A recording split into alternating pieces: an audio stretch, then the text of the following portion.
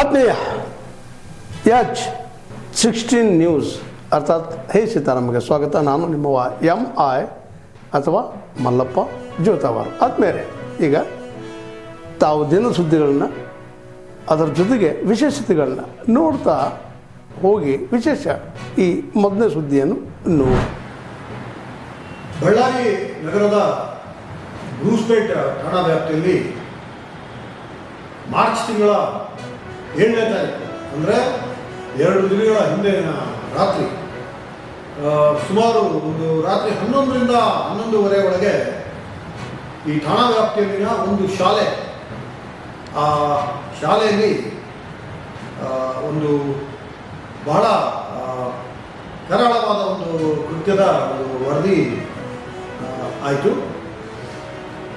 ಅದರ ಬಗ್ಗೆ ವಿವರ ಕಲೆ ಹಾಕಿದಾಗ ಆ ಶಾಲೆಯಲ್ಲಿ ಒಂದು ಮೇಕ್ ಶಿಫ್ಟ್ ಹಾಸ್ಟೆಲ್ ಥರ ಒಂದು ವ್ಯವಸ್ಥೆ ಇದ್ದು, ಆ ದಿನ ಸುಮಾರು 9 ಜನ ವಿದ್ಯಾರ್ಥಿಗಳು ಅಲ್ಲಿ ಶಾಲೆಯ ಒಬ್ಬ ಉಪನ್ಯಾಸಕಿಯವರ ನಿಗಾವಣೆಯಲ್ಲಿ ಅಲ್ಲಿ ತಂಗಿದ್ದು, ಆ ರಾತ್ರಿ ಈ ವಿದ್ಯಾರ್ಥಿಗಳೇನಿದ್ರು ಅದರಲ್ಲಿ ಒಬ್ಬ ಅಪ್ರಾಪ್ತ ಬಾಲಕ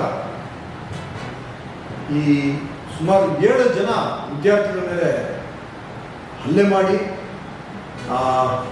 ಉಪನ್ಯಾಸಕಿ ಯಾರಿದ್ರು ಅವ್ರ ಮೇಲೆ ಸಹ ಹಲ್ಲೆ ಮಾಡಿ, ಈ ಘಟನೆಯಲ್ಲಿ ಒಬ್ಬ ಅಪ್ರಾಪ್ತ ವಯಸ್ಸಿನ ಇನ್ನೊಬ್ಬ ಬಾಲಕ ಈ ಹಲ್ಲೆಯ ಪರಿಣಾಮವಾಗಿ ಮೃತ ಹೊಂದಿದ್ದು ವರದಿಯಾಯಿತು.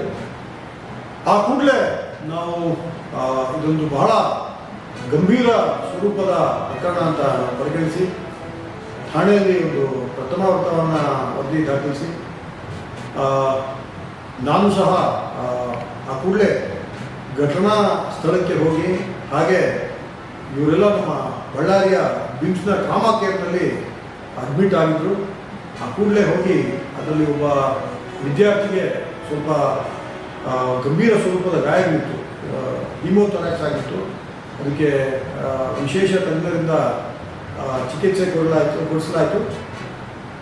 ಹಾಗೆಯೇ ಮುಂದುವರೆದು ಇದನ್ನು ನಾವು ಸ್ಥಳದಲ್ಲಿ ಏನು ನಮ್ಮ ಒಂದು ಸೋಕೋ ಟೀಮ್, FSL, ಬೇರೆ ಬೇರೆ ನಮ್ಮ ಸೈಂಟಿಫಿಕ್ ಇನ್ವೆಸ್ಟಿಗೇಷನ್ಸ್ಗೆ ಏನು ಕಾಂಪೊನೆಂಟ್ಸ್ ಇರ್ತದೆ ಅದನ್ನೆಲ್ಲ ಬಳಸ್ಕೊಂಡು ನಾವು ಸ್ಥಳದಲ್ಲಿದ್ದ ಎಲ್ಲ ರೀತಿಯ ಸಾಕ್ಷ್ಯಾಧಾರಗಳನ್ನ ತಾಳೆ ಹಾಕಿ ನೋಡಿದಾಗ ಈ ಇನ್ನೊಬ್ಬ ಈ ಕಾನೂನಿನ ಸಂಘರ್ಷದಲ್ಲಿರುವ ಇನ್ನೊಬ್ಬ ಬಾಲಕ ಈ ಕೃತ್ಯ ಎಸಗಿರುವುದು ಮೇಲ್ನೋಟಕ್ಕೆ ಗೊತ್ತಾಗಿ ಇದರಲ್ಲಿ 2 ಆಯಾಮ ಬಂತು ನಮಗೆ.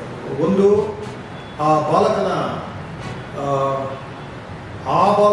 ಸೇಫ್ಟಿ, ಅದರ ಬಗ್ಗೆ ಸಹ ನಾವು ಯೋಚನೆ ಮಾಡಲಾಯಿತು. ಹಾಗೆಯೇ ಇದು ಮತ್ತೆ ಇನ್ನೊಂದು ಕೃತ್ಯ ಅದೇ ಫಿಟ್ ಆಫ್ ರೇಂಜ್ನಲ್ಲಿ ಎಲ್ಲೂ ಮರುಕಳಿಸಬಾರದು ಅನ್ನೋ ಒಂದು ಉದ್ದೇಶದಿಂದ ಅಂತ ಒಬ್ಬ ನಟ ಇದ್ದಾರೆ. ಅವ್ರ ಅಭಿಮಾನಿಗಳು ಯಾರಿದ್ದೀರಾ? ಬರ್ತೀನಿ, ನಿಮ್ದು ವಿಷಯಕ್ಕೆ ಬರ್ತೀರಿ. ನಾವು ಶಂಕರ್ ನಾಗ್ ಅನ್ನೋ ಮನುಷ್ಯ, ಅವ್ರ ಅಭಿಮಾನಿಗಳು ಇದ್ದೀರಾ?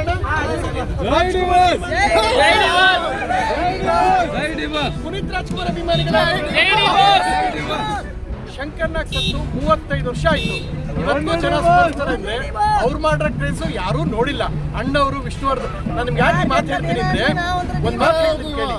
ಪಾಪ ಆ ನಟ ದರ್ಶನ್ ಅವ್ರು ಕೂಡ ಚೆನ್ನಾಗಿರ್ತಾರೆ. ನೀವೆಲ್ಲ ಏನ್ ಮಾಡ್ಬಿಡ್ತೀರಾ ಅಂದ್ರೆ ಕೂಗಿ ಕೂಗಿ ಬೀದಿಗೆ ತಂದ್ಬಿಡ್ತೀರಾ. ಆರಾಮಾಗಿರ್ಲಿ ಬಿಡಿ. ವಿಷ್ಣುವರ್ಧನ್ ಅಭಿಮಾನಿಗಳು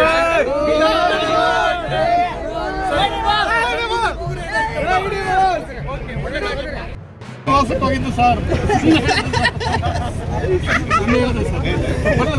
ಖುಷಿ ಆಯ್ತು. Very nice to meet you.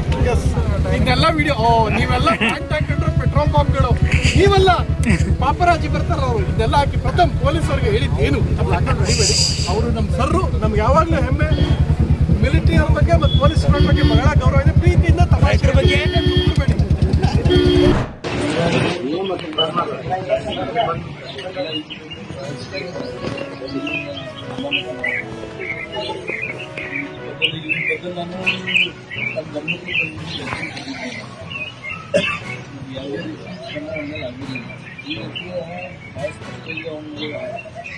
Corruption ಎಲ್ಲ ಜೊತೆಗಿದೆ ಜನರಿಗೆ.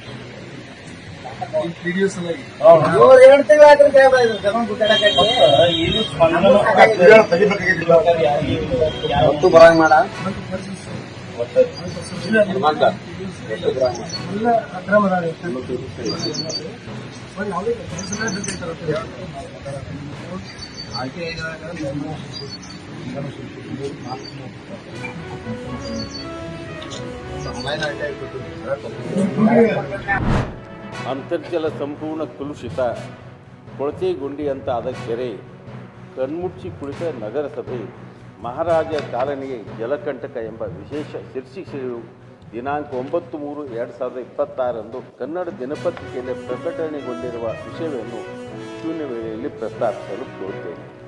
ಬಾಗಲಕೋಟೆ ಜಿಲ್ಲೆಯಲ್ಲಿನ ಘಟಪ್ರಭಾ ನದಿ ತಟದ ಐತಿಹಾಸಿಕ ನಗರ ಮುಧೋಳದ ನಾಗರಿಕರು ಈಗ ನೀರಿನ ದೋಷದಿಂದಾಗಿ ಜೀವ ಕೈಯಲ್ಲಿ ಹಿಡಿದುಕೊಂಡು ಬದುಕುವಂತಾಗಿದ್ದು, ಇಲ್ಲಿನ ಜನರು ನಿತ್ಯವೂ ಕಲುಷಿತ ನೀರು ಕುಡಿಯುವುದರಿಂದಾಗಿ ಅನಾರೋಗ್ಯಕ್ಕೆ ತುತ್ತಾಗುವಂತೆ ಮಾಡಿದೆ.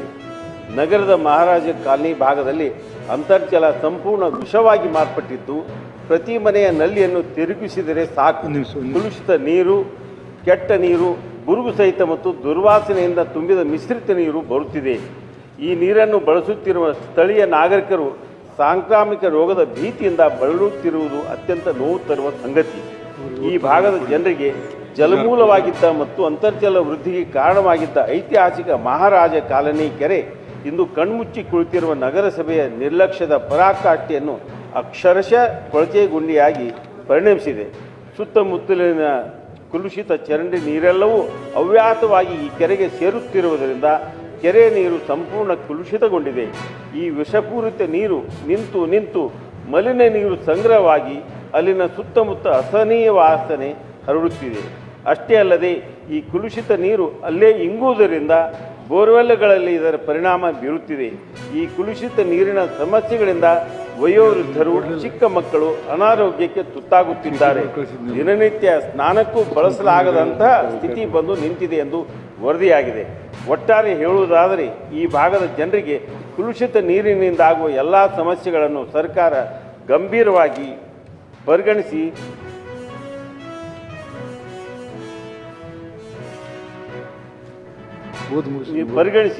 ನಿರ್ಲಕ್ಷ್ಯ ವಹಿಸುತ್ತಿರುವ ನಗರಸಭೆ ಅಧಿಕಾರಿಗಳ ಮೇಲೆ ಸೂಕ್ತ ಕ್ರಮ ಕೈಗೊಳ್ಳುವ ಮೂಲಕ ಕಲುಷಿತ ನೀರಿನ ಬಳಕೆಯಿಂದ ಬಳಲುತ್ತಿರುವ ನಾಗರಿಕರಿಗೆ ನ್ಯಾಯ ಒದಗಿಸಬೇಕೆಂದು ಈ ಮೂಲಕ ತಮ್ಮಲ್ಲಿ ಕೇಳ್ತಾ, ಮಾನ್ಯ ಸಭಾಪತಿಗಳಿಗೆ ಇನ್ನೂ ಒಂದು ವಿಷಯ, ತಾವು ಅಲ್ಲಿ ಕಲಿತಂಥವ್ರು ಮುಧೋಳದಲ್ಲಿ ತಾವು ಅಲ್ಲಿ ಮೇಲಿನ ಮೇಲೆ ಹೇಳ್ತಾ ಇರ್ತೀರಿ ಭಾಷಣ ಮಾಡುವಂಥ ಸಂದರ್ಭದಲ್ಲಿ, ಆ ಕೆರೆ ನೀರನ್ನು ನಾವು ಹೊತ್ಕೊಂಡು ತರ್ತಿದ್ವಿ ಅಂಥ ಪವಿತ್ರವಾದಂಥ ನದಿ ನೀರನ್ನು ನಗರಸಭೆ ಇವತ್ತು ಕಲುಷಿತ ಮಾಡಿದೆ. ದಯಮಾಡಿ ಅದಕ್ಕೆ ಪರಿಹಾರ ಒದಗಿಸುವಂಥ ತೀರ್ಮಾನ ಈ ಮಾನ್ಯ ಸಚಿವರು ಮಾಡಬೇಕಂತ ವಿನಂತಿ ಮಾಡ್ತಾ ಇದ್ದಾರೆ. ತಾವೆಲ್ಲ ಇಲ್ಲಿವರೆಗೆ ಸುದ್ದಿಗಳನ್ನು ನೋಡಿದಿರಿ, ಜೊತೆಗೆ ವಿಶೇಷ ಘಟನೆಗಳನ್ನು ಸಹ ನೋಡಿದಿರಿ. ಅದು ನಿಮಗೇನು ಅನ್ನಿಸ್ತು? ನಿಮಗೆ ಲೈಕ್ ಮಾಡಿರಿ, ಶೇರ್ ಮಾಡಿರಿ, ಕಾಮೆಂಟ್ ಮಾಡಿರಿ, ಜೊತೆಗೆ ಸಬ್ಸ್ಕ್ರೈಬ್ ನಿಲ್ಲಿಸ್ಬೇಡ್ರಿ. H16 ನ್ಯೂಸ್ ಅರ್ಥಾತ್ ಸಿದ್ದರಾಮಯ್ಯ ಸತ್ಯದ ಕೈಗನ್ನಡಿ ವಂದನೆಗಳು.